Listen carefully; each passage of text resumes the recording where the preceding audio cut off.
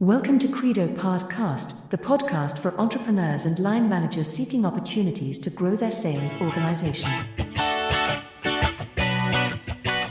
I'm Thomas Zartl, CEO of Credopard, one of Germany's largest independent contract sales organizations for the healthcare industry. Thank you for having me.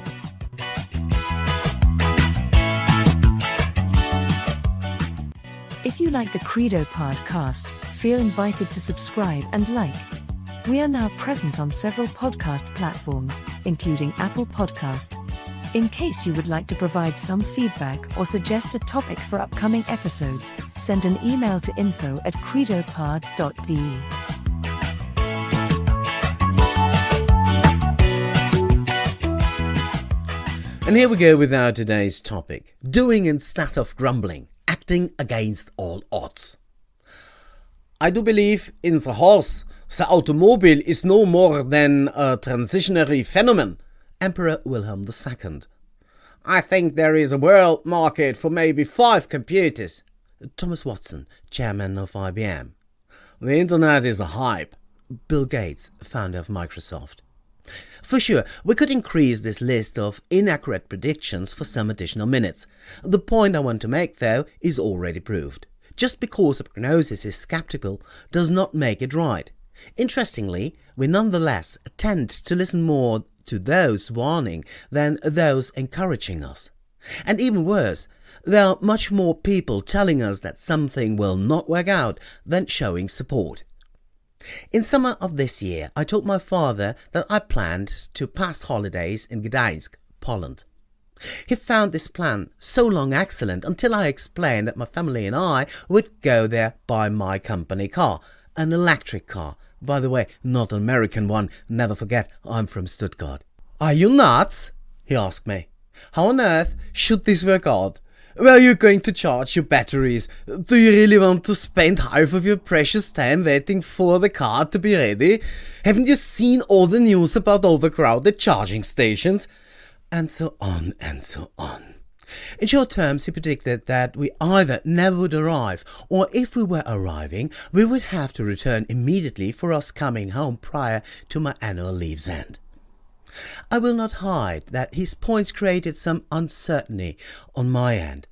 I dedicated significant amount of time checking different special route planners to check if I had a chance to make this trip without ending on a Polish farm desperately asking for some electricity. But since all sources confirmed that it wouldn't be an issue, my family and I onboarded the car one morning, carrying luggage and many papers with different charging plans. One never knows, right? All these plans and questions we had asked ourselves were as unnecessary as my father's predictions were utterly wrong.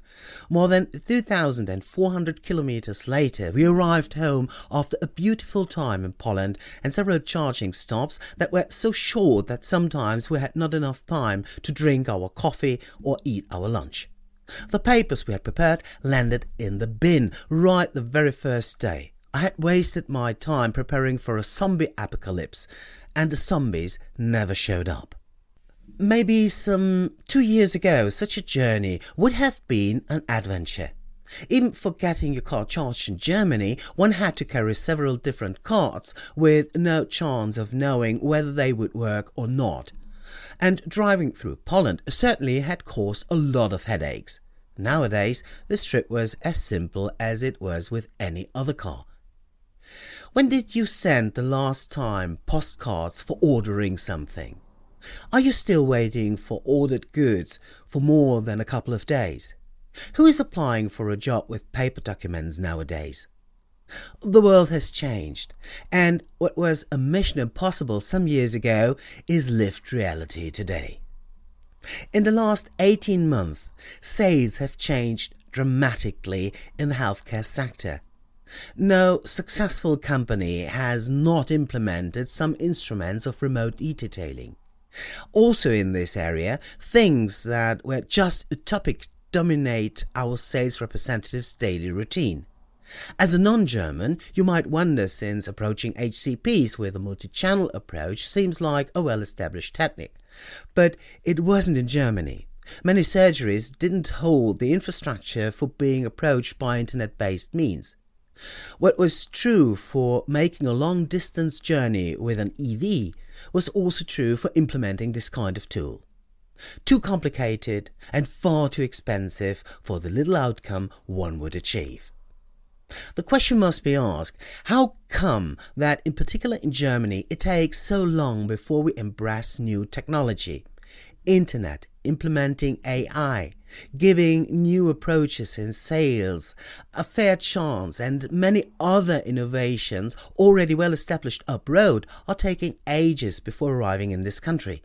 It didn't come as a surprise that we suffered from not working internet connections during the lockdown of German schools.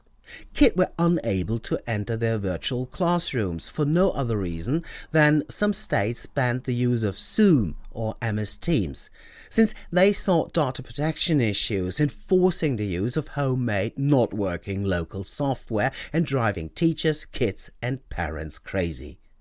But it isn't public service only suffering from this massive skepticism towards innovation. What applies to our government is also true for the management of many German companies. The German angst is not an invention of the Anglo-Saxon press. It is witnessed daily in this country. Apparently, for being a good manager, one quality is essential in many companies: stopping innovation by underlining the potential difficulties these new things will cause. When proposing something different than a small optimization of the status quo, the standard answer many employees hear is a yeah, but, followed by a well-thought list of showstoppers. This makes the proposition eventually looking as ridiculous as asking for painting the sky blue for avoiding bad weather. Yes, Mrs. Meyer, this sounds like a good idea, but it would cause massive issues. No, Mr. Müller, we have to deal with other, more urgent stuff. And even if a proposal is not killed in the first meeting, one can easily wait until it dies through several discussions where everybody was looking for reasons not to put it into action. Who already attended international company meetings knows the eye-rolling when the following statement is heard. Yes, this sounds good, but in Germany we cannot do this. Of course, not everything possible in the UK or the US is legally applicable in Germany. Still, the number of times I heard this sentence, the amount of special solutions demanded for Germany, the resistance witnessed when it comes to fundamental change, is breathtaking and does not reflect the legal situation nor the business reality in this country. There is a medical sales rep working in the OTC area and suffering from a lack of impact traditional product training performed in pharmacies.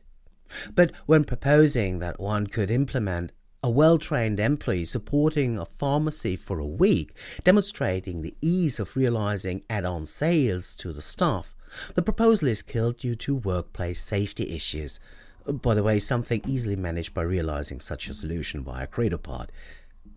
We see sales reps who read that short video messages emitted after an in-person call will increase the impact of his discussion with a physician. But this would violate the communication policy of his employer. Changing this policy seems too much effort, of course. We learn about the service provider proposing a smart combination of temp and permanent staffing, granting higher flexibility, reducing hiring risks and shortening recruitment times, all this for a lower rate than traditional permanent staffing solutions. But this would need a new contract. Until the management approves this, no, far too much work. Or one could relieve the HR department from unproductive but necessary workload by implementing a free-of-charge master vendor solution. But it would mean that some internal processes had to be adapted. All the discussions needed to make it happen. No, indeed, it is better to not touch this and carry on. The result is the same. Frustrated employees and standard solutions offered by vendors.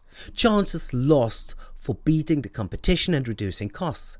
Too much effort, too expensive, too complicated, or simply too much out of the box. In 1997, those days, President of Germany, Roman Herzog, held a speech where he demanded a shock had to go through this country. 24 years later, it appears that what was true those days still applies. Of course, the simple fact that something is new does not qualify the innovation for being great. Do you recall the Laserdisc? A very unique and very rightly failed innovation. But it is also true that just because something is established does not make it automatically unchangeable or better. Or do you still write your letters on a typing machine? At Credopard, we use a simple yet effective technique for developing great ideas: positive language. Before we evaluate a new concept in a Six Hats meeting, I recommend our episode 37, Good Guys Wear Black Hats, for learning more about this technique. We made it custom to encourage people to make their point instead of asking, how do you think this should ever work? The first answer is always an, okay, tell me more. Instead of hitting on the weak point, we increase the outlook by replying, and then we could. This sometimes leads to broader, bigger and more impactful ideas than the original one, and allows one to dream, grow and eventually be better than other service providers. And yes, sometimes the ideas are just rubbish, but who cares? One great proposal not killed is worth 100 ideas that might have sounded great initially but turned out not to be implementable. All that it takes is a slight change in your first reaction. Make it custom to answer every idea you hear with, and then we could. This encourages further thinking, demonstrates your readiness to listen, and makes it more likely that the proposal is not dying just because there are some points one would need to change. The shift from yes but to and then we could might be €1,000,000 safer. Polly, would you like to summarize the most critical points of today's episode, please? Culturally, Germans tend to search for the weak points in a proposal. That makes great engineers but might not serve as a sustainable strategy in a dynamic environment. Just skip the first 3 yes buts in any meeting. It is very likely that the fourth yes but will not even be thought. Be brave. New ways might be frightened and look like a step into the darkness of uncertainty. But it was courage that drove the founder of your employer, courage that enabled you to work for this company today. Thanks a lot, Polly. When you too would like to experience what we do this for you signifies for you and your organisation, contact us by phone on +49 for Germany 6102 375 3440 or click on www.credopard-solutions.de. Like and subscribe to our podcast for receiving your weekly update. Credopodcast is available on Apple Podcasts, TuneIn, Spotify and other major platforms. Suppose you would like to suggest a topic or provide feedback, please send an email to info@credopard.de. Our topic next week, advanced lying. Pirates will save the planet. In the meantime, I wish you all the success you doubtlessly deserve. Stay healthy and remember, Credopard, we do this for you.